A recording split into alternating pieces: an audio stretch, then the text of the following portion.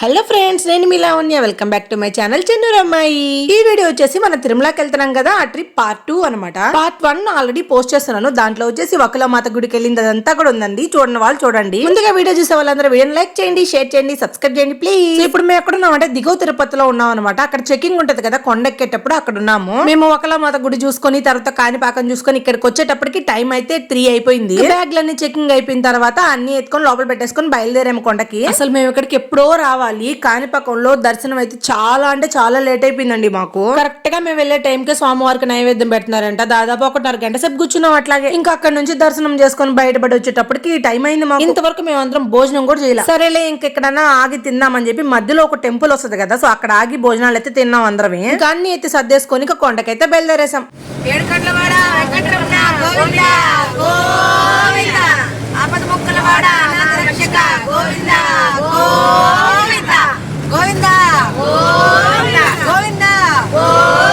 ఇంకా స్వామి వారిని తలుచుకుంటూ నీ దర్శనం బాగా అవ్వాలి స్వామి అనుకుంటూ కొండకైతే బయలుదేరేసాం. మేమైతే తిరుమలకి చాలా సార్లే వచ్చాం గానీ వచ్చిన ప్రతిసారి కూడా చాలా కొత్తగా అనిపిస్తుంది. సంవత్సరంలో ఒకసారి ఖచ్చితంగా వస్తాం తిరుమలకి. మేమైతే తిరుమలలో ఆ వాతావరణం, ఆ కొండలు అవన్నీ చూస్తుంటే ఏదో ఒక కొత్త ప్రపంచానికి వచ్చినట్టు అనిపిస్తుంది నాకైతే. ఇంకా మాకు రూమ్ తీసుకునేదానికి కూడా టైం అయిపోతుంది అనమాట. 4 కల్లా రమ్మని చెప్పారు రూమ్ దగ్గరికి. లేట్ అవుద్దేమో అనుకున్నాం గానీ కరెక్ట్ టైం కే వచ్చేసాము. ఇంకా రూమ్ కి వెళ్ళేసి అన్ని సామాన్లు అక్కడ పెట్టేసి గుండ్లు చేపించుకునే దానికైతే వచ్చేసాం అనమాట కళ్యాణం కట్టకి. పాప ఏడొస్తుంది. జాను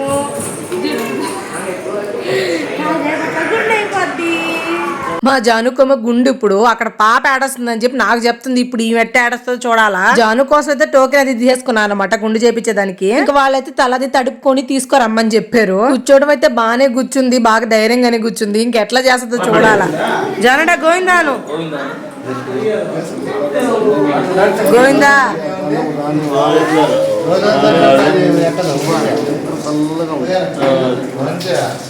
తేడా యూజ్ చేసుకో.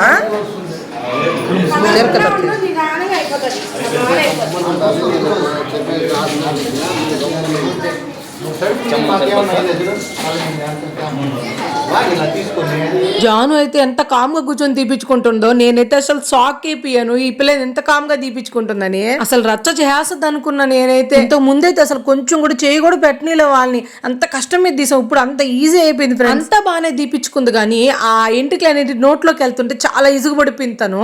మామూలుగానే కొంచెం ఒక ఎంటికి పడితేనే భలే ఇసుగు తనకి. ఇంక ఎంటికలనే నోట్లో బాతుండేసరికి భలే ఇసుగు పడిపోయింది. ముందు సైడ్ అంతా కూడా సక్సెస్ఫుల్ గా అయిపోయింది. ఇంకా బ్యాక్ సైడ్ తీయాలా, వాళ్ళ నాన్న సైడ్ కూర్చోబెట్టుకొని ఇంక మిగతాదంతా కూడా తీస్తున్నాడు ఆయన. నాకైతే అసలు కదలకుండా తీయించుకుంది. వెనక సైడ్ తీసేటప్పుడు అయితే ఒకటే కదలతానే ఉంది. నేను చాలాసేపు పట్టింది. నాకైతే ఒక పక్క భయం వేస్తా ఉంది. ఈ పిల్ల కదిలినప్పుడల్లా అది ఎక్కడ గుచ్చుకుంటుందో, ఏంది రక్తం వస్తుందేమోనని భయం వేసిపోయింది. భారం అంతా స్వామి మీద వేసి చేపించేసాం గుండె అయితే.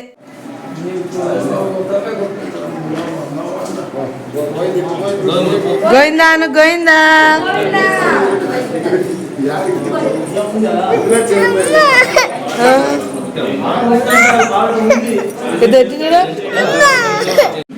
ఎవరిదే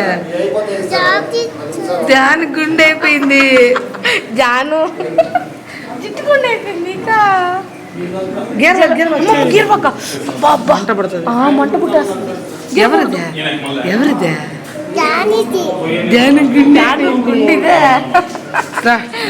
ఉన్నావురా జానా. జాను జుట్టు ఇది లేదు. జుట్టు ఆడైపోయింది.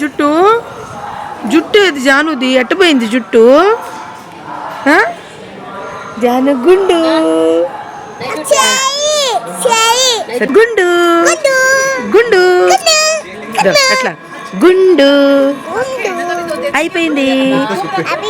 గుండె అయిపోయింది.